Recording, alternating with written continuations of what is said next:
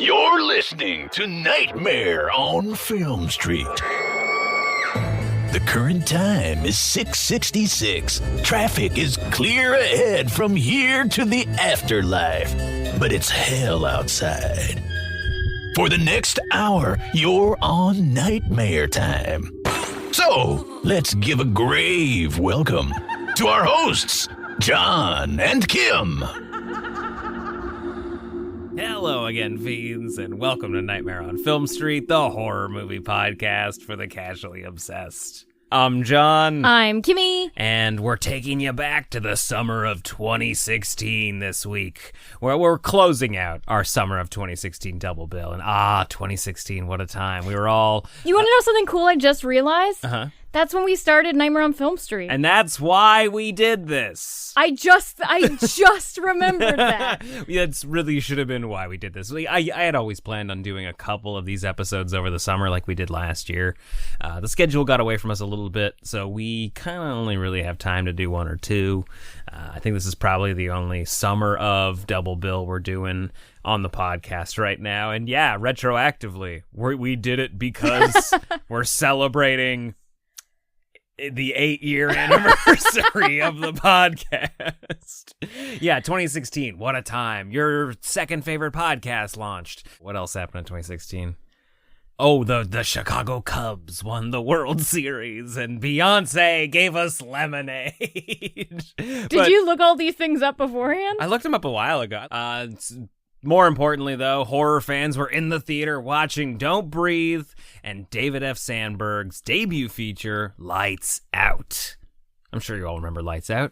Fucking terrified the shit out of us 8 years ago. It's crazy that nobody is talking about this movie now. I haven't heard anybody talking about it. It's the Blumhouse of it all, for better or worse. That, I think, is the problem. This is what Blumhouse is making now. Oh, it's what Blumhouse has been making for 15 years. I know, but it's the Blumhouse 2022 movie. You Yeah. know what I mean? It's definitely the template they're following of, like, the nuclear family in trouble. Oh, yeah. Yeah, I mean, it's got an ending that you definitely wouldn't make today. But when you look at the ratings, which normally I do this after the trailer, but right now it's currently sitting at 7-point-something out of 10 on IMDb, a 76% on Rotten Tomatoes, 61% audience rating.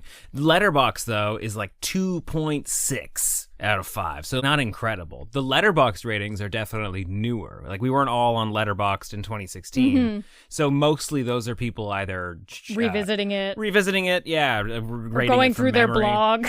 Yeah. At the time, this was great. This was a perfect summer horror movie. Yeah, and this movie made bank, too. Yeah, this I movie remember made a it ton being of money. big. Yeah. When you watch it now, though, you're like, oh, I've seen 100,000 of these movies. I don't need another one of them. Mm-hmm. It's just a template that we're all too familiar with. This movie was so scary and so effective at the time that everybody just kind of took it as a playbook on how to do good jump scares, which I'll say is definitely good thing number one about Lights Out. Mm-hmm. Incredible jump scares. Yes, and in the sense that I think James Wan was actually a producer on this. Yeah, this so is an atomic monster movie. It makes sense why the quality of the jump scares is so good, because James Wan is really, really great at making sure that your movie is scary consistently throughout, but you're not rug pulling your audience. You're not giving them fake out scares. You're not, having somebody pop up who's just ringing the doorbell and scaring the main character.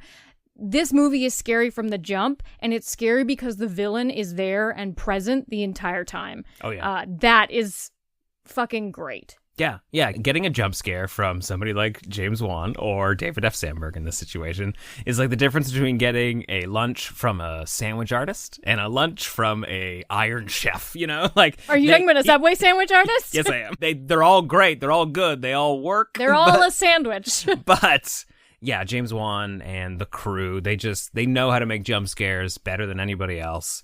And that is what I love so much about this movie. Well, and I'm sorry to keep point one so long, but it makes sense that the jump scares are so strong in this movie because it is based on a short film that David F. Sandberg put on YouTube. That's where David F. Sandberg is from. He made horror shorts for YouTube. I'm sure that's probably where most of us have seen him from. Like, I'd seen his shorts before I even saw the feature. Absolutely. And that's the crux of Lights Out. That was the kernel of the idea. The nugget was just that Lights Out scare. And then they crafted this feature around it. So it makes sense that the the jump scares are really great, but also that they're very present in this movie. Absolutely. Yeah, good thing number 2. Can we do the boyfriend?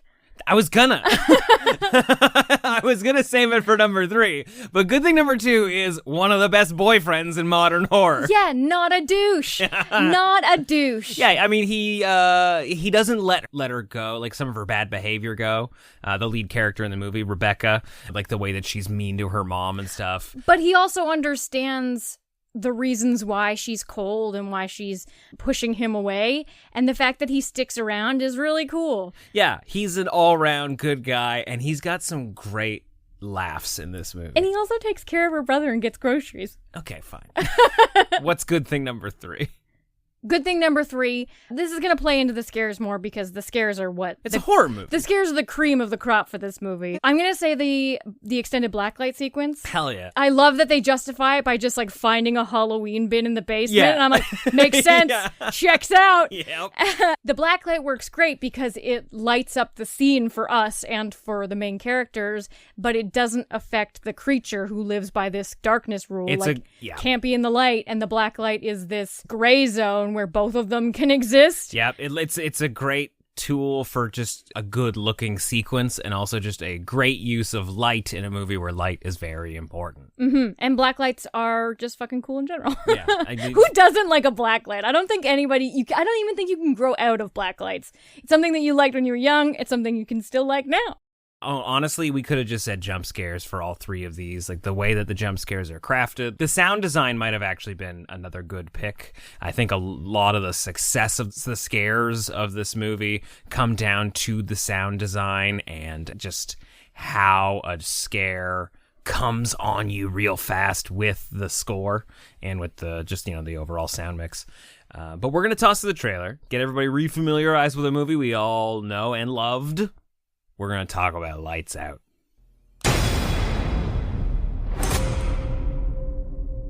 Every time I turn off the lights, there's this woman waiting in the shadows. I see her too.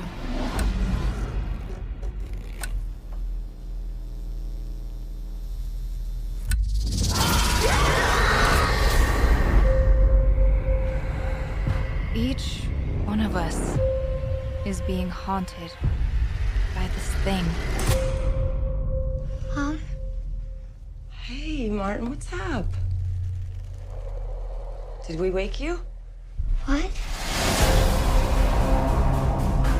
A long time ago, I had a friend named Diana. And something really bad happened to her. Everyone is afraid of the dark. And that's what she feeds on. Show yourself.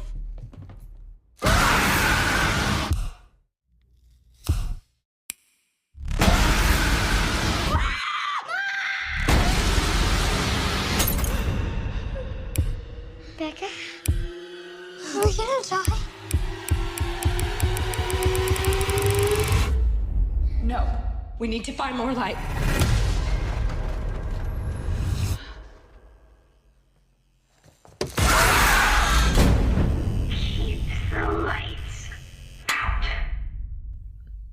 Lights Out is currently sitting here. Yeah, so what? I've already said it. But you were totally right about the short and about how this was a huge thing. Like, this was a short that burned up YouTube. Everybody, not everybody, but like a lot of us watched it. We were all scared by it. And he's got a treasure trove of short films that you can still watch for free on the internet. So many shorts. And I think it was just him and his wife. Who, Easter egg, she is the first death in the movie. She's the cold open kill. She does not die. The assistant. Oh, no, you're right. She leaves. No, she's just like, I'm getting out She's of like, here. be careful because there's somebody in here and you're not listening to me.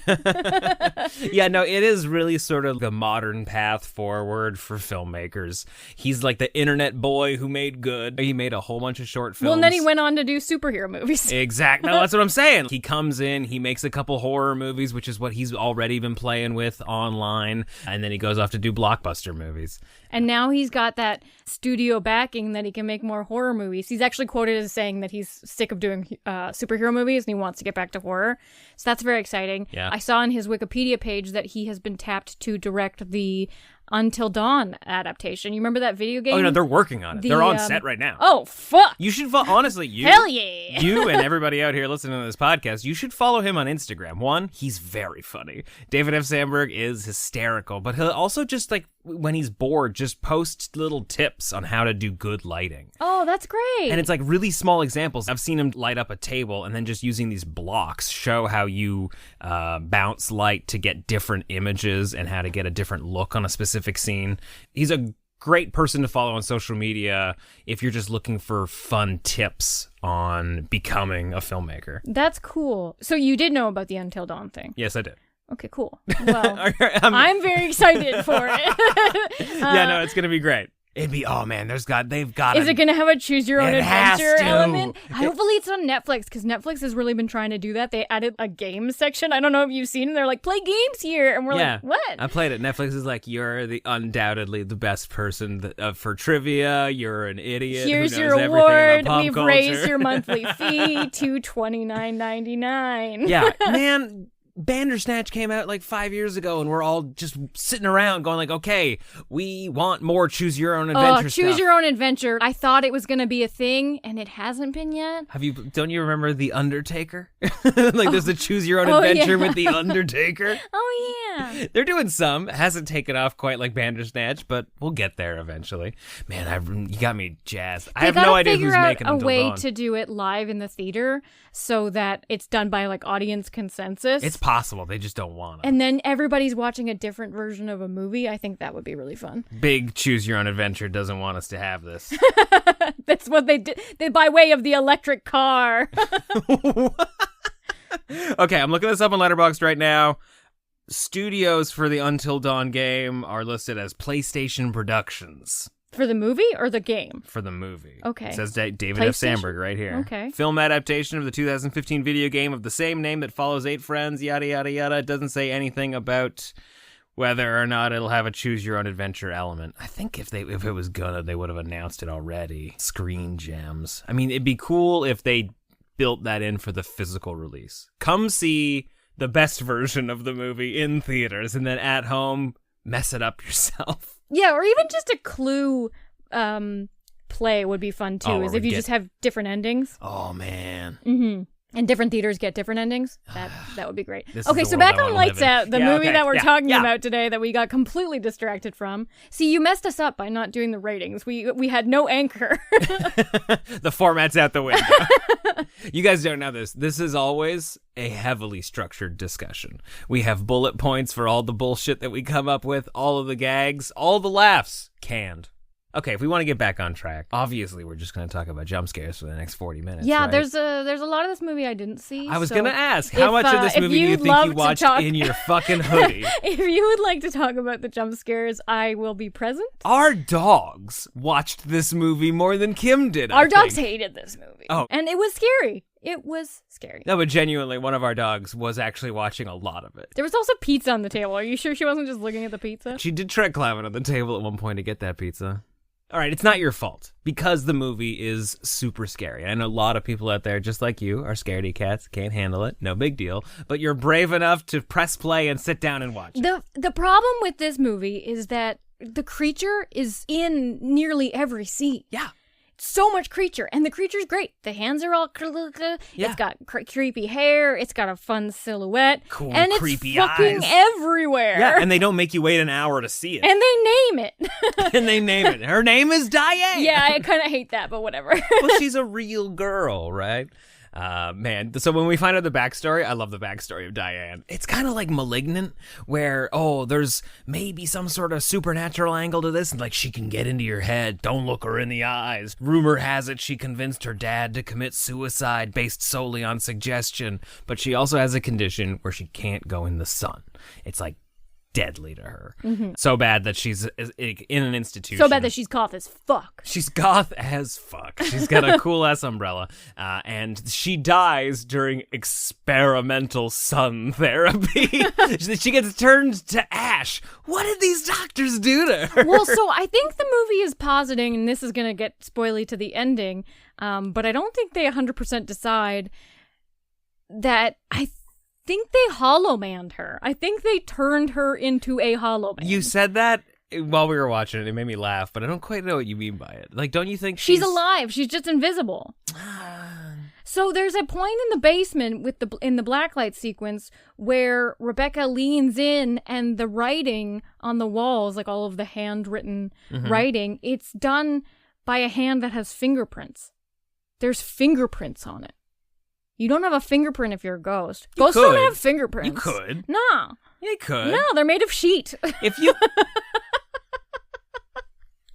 Okay. But if she was just a hollow man... The scientific term. I don't think she'd have some of the supernatural type abilities that she has. Okay, so this is where my theory falls completely apart because... So you admit you're wrong. Because, shush. Mom also is like, I'm going to make you go away by taking my medication again as prescribed. Yeah. So is she a tulpa that mom has made? Is she a poltergeist that's haunting mom but can only haunt mom when she's damaged? I think she's mildly... quote-unquote possessed. It's like a sort of parasite, symbiotic host situation where Diana is kind of living in mom's memories. Like, that's kind of where she exists. So and she is a tulpa. Mom can't be trusted because she's kind of she's in a mental state right now. She's not taking her medication. She's blocking out all the windows. She has a ghost living in her room that won't let her talk to her son. The house is actually pretty clean though. She's taking care of the place. Yeah, no, the house is clean. They're like, look at you, you're in a manic state. I'm like, I don't know, the house looks fine. She looks sad. So she does keep trying to tell everyone that Diana is not a ghost, that Diana is not dead. She's like, oh no, there was a thing with the experimental treatment. She's trying to tell everyone that Diana is a hollow man. Now, Mom might be cuckoo bananas, so like maybe that's just a theory that the film is positing. Okay. But in the finale, it doesn't work for that. I'll say this. There's no way I could argue with you if she was like, no, Diana's real. Look, she has fingerprints. I'd be like, okay, well, Kim's theory checks out here. I think she's just trying to get people to soften up to Diana. Maybe in her mind, she thinks it's kind of like having a stray cat in the house. Yeah, no, her son for sure. Yeah, because she's like, oh, no, I want you to meet Diana. Her hope is that she can get Diana to warm up to everybody. Mm-hmm. And then if people don't react like they should when they see her. When they see a creature of darkness. Yeah. Who's just like, like, say hello, Diana. That they'll be sort of like a family unit. Diana will basically be like an aunt. Mm-hmm. One that doesn't rip them to shreds. Because she's a hollow man and she's she's a fucking hollow man. All right, whatever. I just wish we could have seen a sequence where we watched Diana get killed because I think it'd be so silly. Yeah, so her being alive doesn't work because they do shoot her a lot in the finale, and she's like, that doesn't work on me. Truly one of the best moments of this entire goddamn movie, though, right? Where the house is blacked out and Diana's crawling toward them, and they've got a gun from a cop who had their eyeballs torn out by Diana, and when they shoot at her, the muzzle flash creates enough light that she disappears and doesn't get hit by the bullet. I never get sick of that when characters turn the light on and she's gone, turn the light off, she's there, turn the light on, she's gone. It's so good, and you know that fifth time she's going to be right up in the camera, and so I stop watching. And it always works. But every single time, and you know it's going to happen. But I love that this kind of reverts that. You think you see something, you turn a light on, it's gone, and then you turn the light off and it's still gone. Yeah. This doesn't do that. The creature is there. It's great. It's great. Do you think they'd be able to shoot her if they had a silencer so there wasn't a whole bunch of explosion coming out of the front of the gun? Is that how it works? Yeah. Like if the gun didn't make a flash, do you think they'd still be able to shoot her? I don't know. They need a laser gun. Well, the light burns her, so I think that's the only way you can injure her is with light. Yeah. So I forgot that you were trying to say that she was a hollow man, and for some reason I thought you were going to try and make some weird argument that she's a vampire. And now she's like a vampire ghost, which sounds great. What if, okay, we live in a I'm pitching a movie here, everybody. We're putting a pause on the lights out conversation. What if we double down on that? It's a vampire movie, but it's a ghost, and it's a vampire ghost. Isn't that great? What are you selling? You haven't sold me I'm selling 2 movies for the price of 1.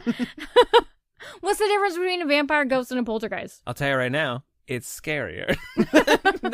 That's the biggest difference. And it sucks your blood. I don't know what he uses it for. You'll have to buy a ticket to find out. So you need to hit the drawing board and maybe work on the log line a little bit. Another really cool light trick of this movie, most of what's great about this movie is the light tricks that they surprise, do, surprise, it's called Lights Out. is that, one, the creature isn't stuck to the house. She does come outside at nighttime, and she's chasing the boyfriend out of the house, and She clotheslines him when he's running out of the house. she picks him up, and he's in the air, and he has the smart idea to turn the headlights on in his car, and as the lights go on, she disappears, and he falls flat on the driveway. It's so good. such a great, and it's during an action sequence, so it's so quick. Yeah. Love it. Yeah, they lay a good foundation for that early in the movie, where I think it's in a flashback actually, where Rebecca, she finds a drawing that she has a memory of, where she's drawing like, mommy and daddy and me as stick figures, and then the notebook disappears. Like, it gets yanked away from her, and when she opens the closet door and turns the light on, the notebook, which is hovering in the middle of the air, falls to the ground. So it's the same idea, right? Like, it's something that Diana is holding, that now that Diana is no longer around, she lets go of, like a ghost. It just falls through her fingers. And that's where she sees that Diana has scrawled Diana into the family photograph. Mm-hmm. That's such an interesting thing in terms of the physical rules of this creature. Yeah. Because that means that she is an apparition in those moments. Where does she go? She is gone. Yeah. Because one thing I noticed too is that she uses her ability of like evaporating and being an entity somewhere else a few times. Like, she'll appear somewhere else in the hallway if your back is to an open dark door. Yeah. She'll also appear under the bed even if the room is all lit up. Yeah, middle of the day. So how is she moving throughout the lit spaces? That's a good point. Unless she's on another plane of existence, which is... I think it's that when she was living, she would get injured by sunlight. And now that they've done this, whatever they did in this experimental light surgery that turned her to ash. The problem is, the more I talk about it, the more I'm edging toward Hollow Man. She could be a Hollow Man ghost. I'm fine with that. Bam. I love it when we mash a ghost in. I think that's kind of what it is. I think she's a ghost, but now instead of the light injuring her, it sort of makes her invisible. Like, she's not there anymore. Well, it does injure her because... No. So I'm just... So let's put a pin in what you're about to say for a second. Right. I'm just saying that when light is... She doesn't appear in the light. She doesn't really exist in it. She might be able to walk through it, but I don't think it hurts her because it's like she doesn't exist anymore. This is loose. I'm personally seeing the whole I'm putting this back with the vampire ghost stuff. Take it out of the trash. It's still a good idea. We can fine tune it. But that's what makes the blacklight sequence so good at the end of the movie, because with the blacklight, they're able to see Diana. But that's because she's not an apparition in those moments. She's back to being a monster because that light doesn't affect her in the same way. That's what I mean. So they can still see her and it doesn't hurt her, and then they're able to put a flashlight on her, and that's what burns her. So it's like if they're trapping her in fake light? Yeah. I'm so confused. I think they didn't expect anybody to sit down and talk about it. I felt like we were coming into some good stuff. I know, you were like nodding, you're like, okay. No, back away. And now Get out of here. I'm more confused. I wish I had just stuck with Hollow Man, and then when you're like, but she gets shot at the end and nothing happens, I could just go, Yeah. I know, I love like, oh no, Hollow Man? That doesn't make any sense. Let me walk you down this stupid path that truly has no basis in reality. Yeah, because, and fact of the matter is, in the end of the movie, Mom shoots herself to save the family from this entity. Yeah. And Diana evaporates. Diana is, unless they For do now. a sequel to this movie 10 years later, Diana is gone. So the idea of Diana being a tulpa is maybe the most accurate for how the film ends. Agreed. And also that Diana may have been manifested because Mom went off her medication, unless Mom was having thus Mom manifested Diana back, and Diana coerced her to get off her medication, because she definitely killed her husband. Yeah, well, Diana is incredibly jealous. I don't know if jealous is the right word. Possessive? Possessive. There you go. That's exactly what it is.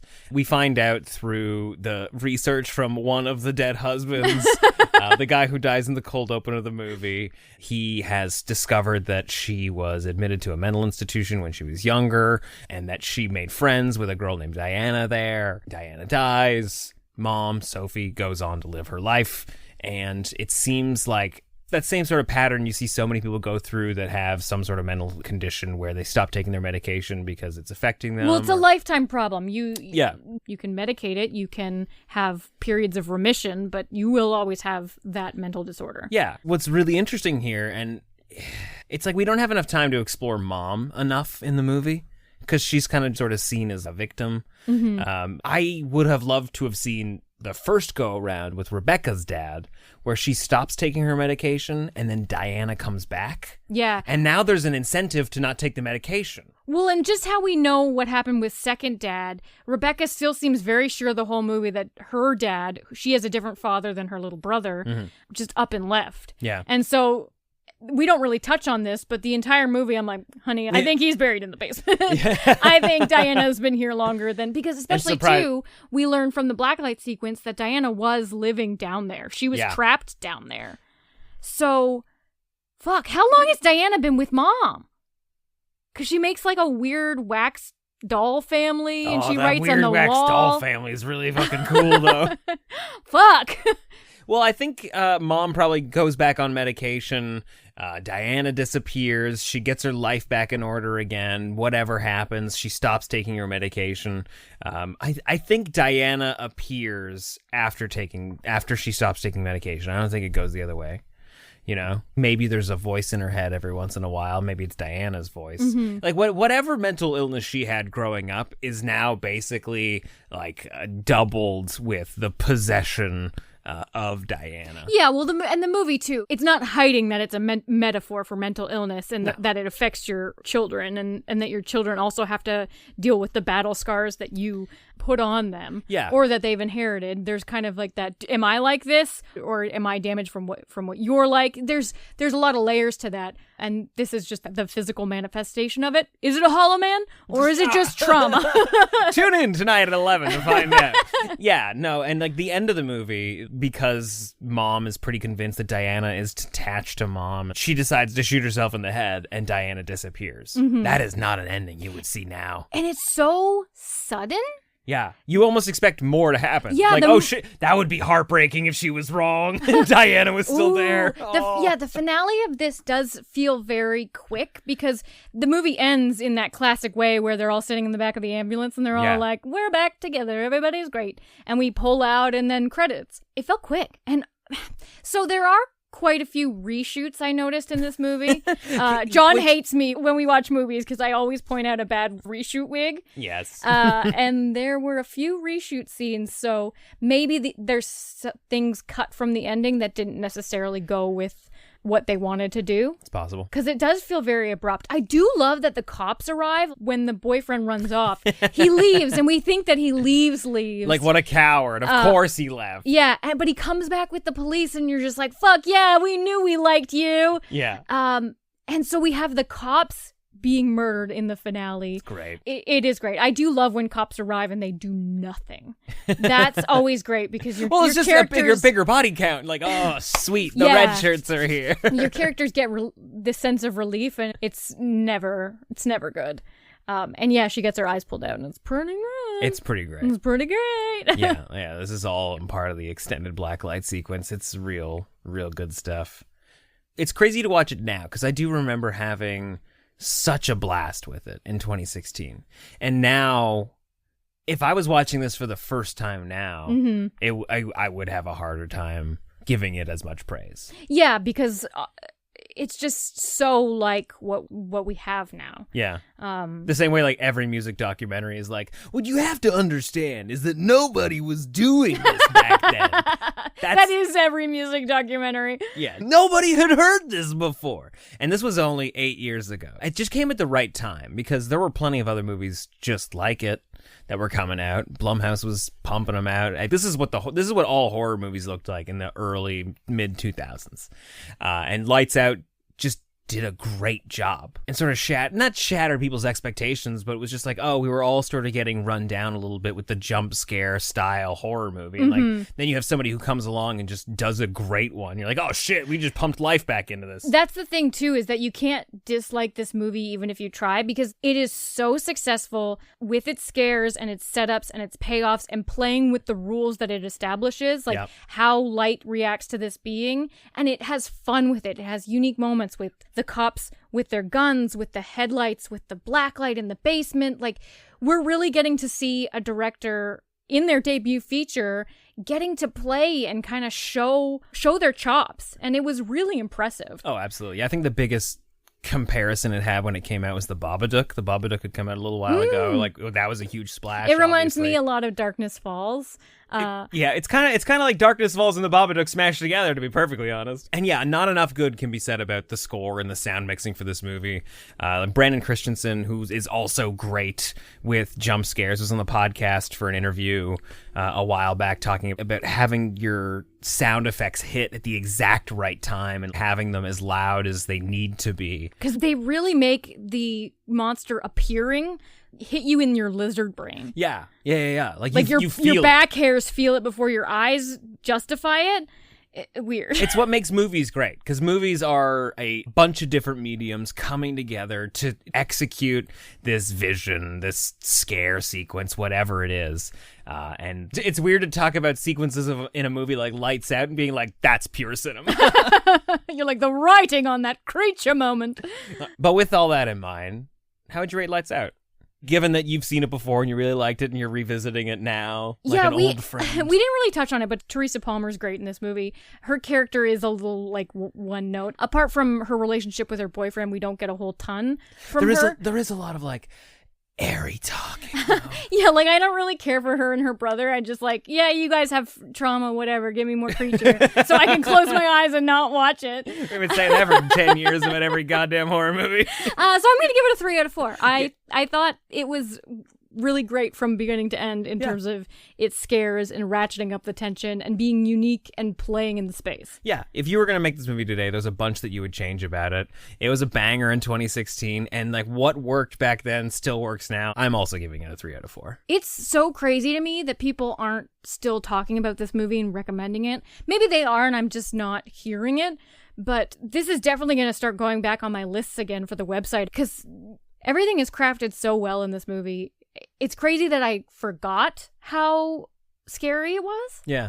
Well, hey, people say they hate jump scares the way that they say they hate Nickelback, and they're still out here selling gold records. I mean, I say that I hate jump scares just because I'm a wussy and I hide from them, but I can appreciate them. Oh, yeah. Sometimes I have to ask you what happened because I couldn't watch, but I still appreciate them. As long as it's done right and it's done well, it's great. But that's just our opinion, guys. Let us know what you thought of Lights Out, especially if you haven't revisited it since 2016. If you're watching it again for the podcast or you watched it recently just like as a good summer horror favorite. Let us know in the Nightmare on Film Street Discord at nofspodcast.com/Discord or anywhere you follow us on social media. We're usually either NOFS Podcast or Nightmare on Film Street. Those are generally the two usernames we flip between. We actually have a hub. You can hit us up at nofspodcast.com/go, and it'll take you everywhere. Everywhere we are, there will be a link for it. Including the Nightmare on Film Street Fiend Club. If you want bonus episodes of the show, you need some more horror to tide you over until next Thursday. We've got hours of bonus content over there.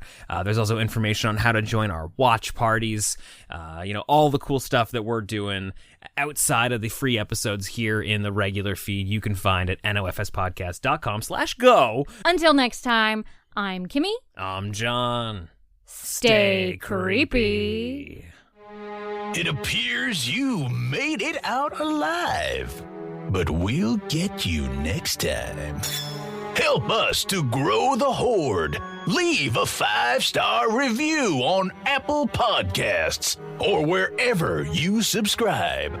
More terror can be found lurking on our website, NOFSpodcast.com. Until next time, stay creepy, fiends.